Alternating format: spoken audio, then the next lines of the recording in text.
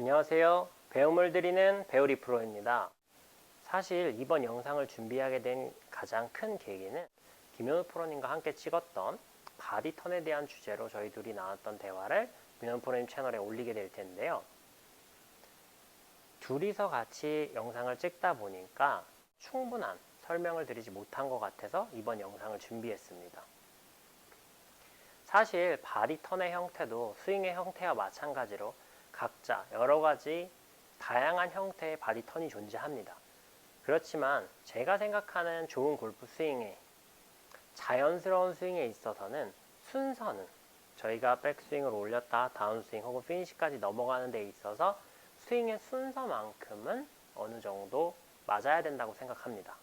그런 의미에서의 제가 생각하는 바디턴은 백스윙 탑에서 하체가 먼저 리드에서 시작하는 걸 전 좀 올바른 바디턴이라고 생각을 하는데요. 제가 올바른 바디턴을 하기 위해서는 하체로 리드해서 스윙을 해야 한다고 생각하는 가장 큰 이유는요. 크게는 두 가지의 이유 때문입니다. 첫 번째는 내가 휘두를 수 있는 스피드, 예를 들어서 그게 100마일이라면요.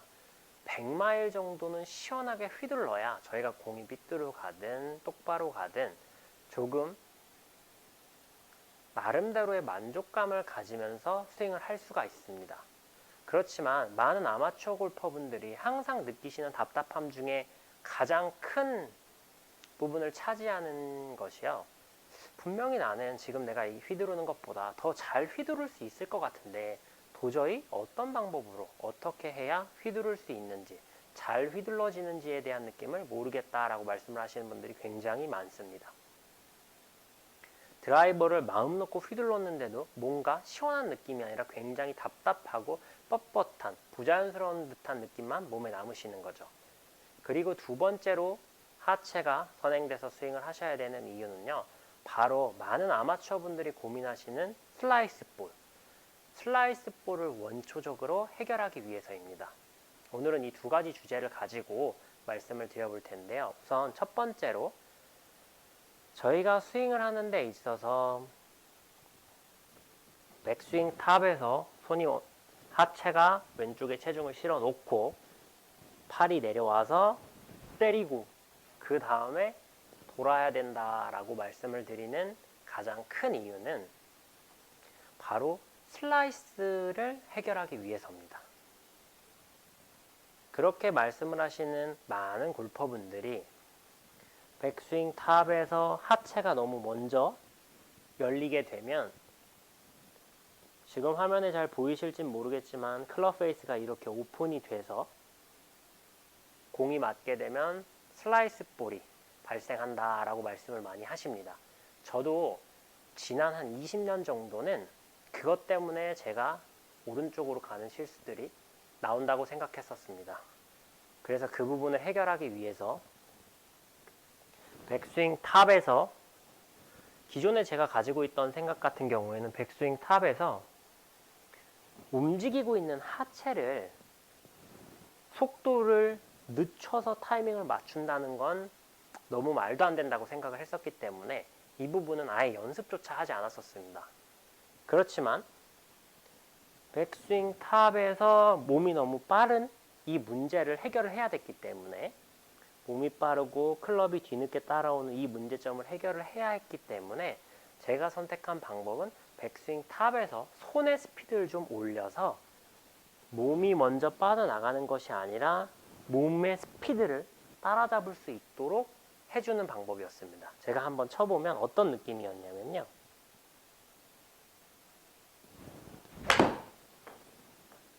마치 이런 형태의 스윙입니다.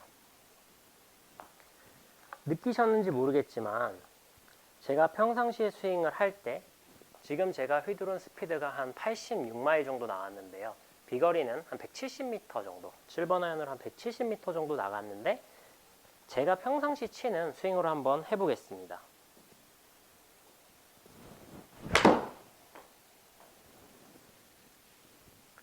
네, 지금 보여드린 이 스윙이 제가 평상시에 치는 제 느낌에는 하체로 리드해서 치는 듯한 느낌을 가진 스윙인데요. 방금 친 것도 스윙 스피드는 88마일, 비거리는 170m 정도, 거의 비거리가 동일하게 나갔습니다. 근데 첫 번째 스윙과 두 번째 스윙을 보셨을 때 혹시 느끼셨는지 모르겠지만 첫 번째 스윙은 굉장히 정신없고 강하게 치는 느낌이 드는 반면에 오히려 두 번째 스윙은 상대적으로 여유롭고 더 부드럽게 느껴지셨을 겁니다. 그 이유는 아주 간단합니다. 사실 힘을 쓰기 위해서, 즉 7번 아이언 가지고 제가 170m를 보내는 데 있어서 쓸 수 있는, 그러니까 써서 보내야 되는 힘이 50%라면요. 팔의 스피드를 올려서 170m를 치기 위해서는요. 훨씬 더 강한 스피드로 휘둘러야 하기 때문입니다. 전체적인 스윙 스피드는 같을지 모르지만 그 전체적으로 같은 스피드를 내기 위해서 몸이 아니라 팔이 스윙을 하게 되면 그만큼 역할을 많이 해줘야 한다는 거죠. 아주 단순하게 생각을 해보시면 저희가 팔 힘이 아무리 좋다고 하더라도 이 코어 부분의 힘을 이길 수는 없습니다. 그냥 단순히 부피, 크기 차이만 봐도 많이 보이실 거예요. 저희가 팔이 아무리 두꺼워도 본인의 허벅지보다 더 두껍거나 혹은 본인의 몸통보다 더 두꺼울 수는 없습니다. 아무리 팔을 강하게 휘두른다고 하더라도 몸의 힘을 이길 수 없기 때문에 몸으로 리드해서 치셔야 된다라고 말씀을 드리는 건데요. 이 부분도 한번 해보시면 어떤 느낌인지 금방 이해하실 수 있을 거예요. 이렇게 몸이 먼저 리드를 해서 쳐야 됩니다 라고 말씀을 드리다 보면 많이 하시는 질문 중에 하나가 우리가 임팩트 맞을 때는 임팩트를 실어줘야 되지 않나요? 임팩트 때 힘을 실어야 하지 않나요? 라고 많이 말씀을 하시는데요. 맞습니다. 저도 임팩트는 분명히 있어야 하고 임팩트 때 힘이 빵 하고 실려서 맞아야 된다고 생각합니다. 그 부분엔 이견이 없지만 저희가 아무리 하체를 많이 돌리더라도 어느 시점이 되면 더 이상 돌아갈 수 없는 부분이 있기 때문에 하체를 마음 놓고 쓰시더라도 괜찮은 건데요. 김현우 프로님이랑 같이 찍은 영상에서도 김현우 프로님이 저한테 질문을 던져주신 아주 좋은 질문이 있었는데요. 그게 뭐냐면 백스윙 탑에서 하체를 끝까지 멈추지 않고 끝까지 회전을 하게 되면 임팩트 때 힘이 탁 실리지 않고 그냥 빠져나가서 오히려 비거리에 손실을 보는 거 아니냐라는 질문을 해주셨습니다. 저는 그 질문이 너무 좋은 질문이라고 생각을 하는데요. 그 부분에 있어서 아까 설명드린 것처럼 제가 아무리 하체를 많이 돌린다고 하더라도 몸이 너무너무 유연해서 그 가동 범위가 일반인하고는 좀 다른 그런 분들을 제외하고는 일반적인 신체 조건을 가지신 분들이라면 분명히 저희가 아무리 많이 돌리더라도 하체가 먼저 돌아갈 수 있는 한계점이 존재하기 때문에 괜찮다고 말씀드리는 겁니다. 하체를 많이 돌려도 이 시점이 오면 끌려왔던 게 중력과 가속력에 의해서 저절로 임팩트가 실리기 때문인데요.